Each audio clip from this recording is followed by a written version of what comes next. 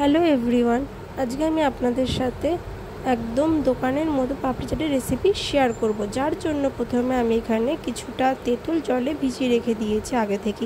এরপর আমি প্রেসার কুকারে আলু, মটর আর তার সাথে অল্প একটু নুন দিয়ে এটা সেদ্ধ করে নেব। আর এটা সেদ্ধ হওয়ার সাথে সাথে আমি একটা ভাজা মশলা তৈরি করে নেব, যার জন্য আমার দুটো শুকনো লঙ্কা, গোটা জিরে আর নুন লাগবে। এটা ভালো করে রোস্ট করে নেওয়ার পর মিক্সিতে এটা গুঁড়ো করে নেবো। আর হ্যাঁ, আপনারা এখানে গোটা গোলমরিচেও রোস্ট করতে পারেন। আমার কাছে যেহেতু গোটা গোলমরিচ নেই, আমার গুঁড়ো গোলমরিচ, তাই জন্য আমি সবগুলো একসাথে গুঁড়ো করে নিয়েছি। এরপর আমি পাপড়িগুলো বানানোর জন্য ময়দা মেখে নেব, যার জন্য ময়দার মধ্যে নুন, জোয়ান আর অল্প তেল দিয়ে এটা ময়ান দিয়ে নেবেন। তারপর এখানে অল্প অল্প করে জল দিয়ে ডোটা তৈরি করে নেবেন। এই ডোটা কিছুক্ষণ রেস্টে রেখে দেবেন।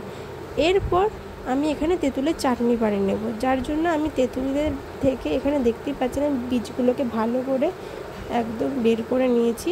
এরপর তেঁতুলের মধ্যে অল্প একটু জল দিয়ে এটা রেখে দেব।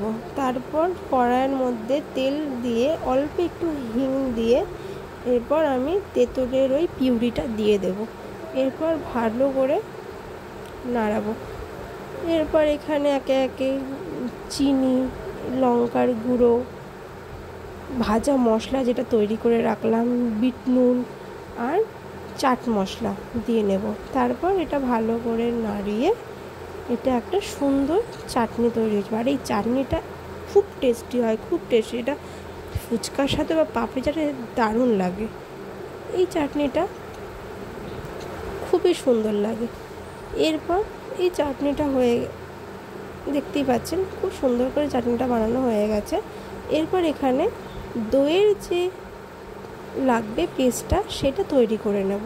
এখানে কিছুটা টক দই, তার সাথে নুন, তার সাথে বিট নুন আর চাট মশলা দিয়ে একটা পেস্ট করে নেব।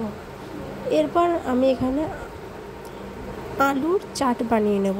সেটার জন্য লাগবে সেদ্ধ করে রাখা আলু, মটর, সাথে পেঁয়াজ, টমেটো, লঙ্কা, যে যেমন দিতে পারে। আমি এখানে এই কটাই দিয়েছি। আর তার মধ্যে এবার দিয়ে দেবো নুন, চাট মশলা আর ভাজা মশলা, যেটা আমি তৈরি করলাম বাড়িতে, এটাই। আর আপনারা এখানে তেঁতুলের চাটনি ইউজ করতে পারেন, বা তেলে যে ভিজিয়ে রাখার যে জলটা ওটাও দিতে পারেন। আমি এখানে শুধু তেঁতুলের চাটনিটা ইউজ করেছি। এটা দিলে আরও টেস্ট হয়ে যায় আলুর এই চাটটা।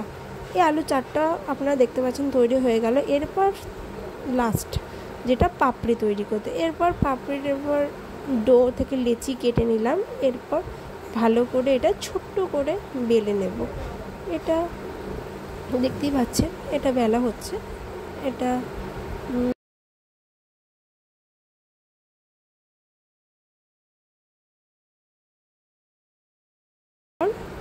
এরপর কড়াইতে তেল গরম করে, যথেষ্ট তেল লাগবে, এবার আপনারা বুঝে শুনে দেবেন। এরপর একটা না অনেকগুলো পাপড়ি একসাথে একটুখানি পারলে তাড়াতাড়ি দিয়ে দেবেন, যাতে পাপড়িগুলো ফুলে না যায়। এর সঙ্গে তাই জন্য 5, 6, 7টা যেমন পারবেন দেবেন, যাতে পাপড়িগুলো না ফুলে। দেখতেই পাচ্ছেন এখানে আমি অনেকগুলোই পাপড়ি দিয়েছি। এরপর এটা ভালো করে একদম মুচমুচেভাবে ভেজে নেব।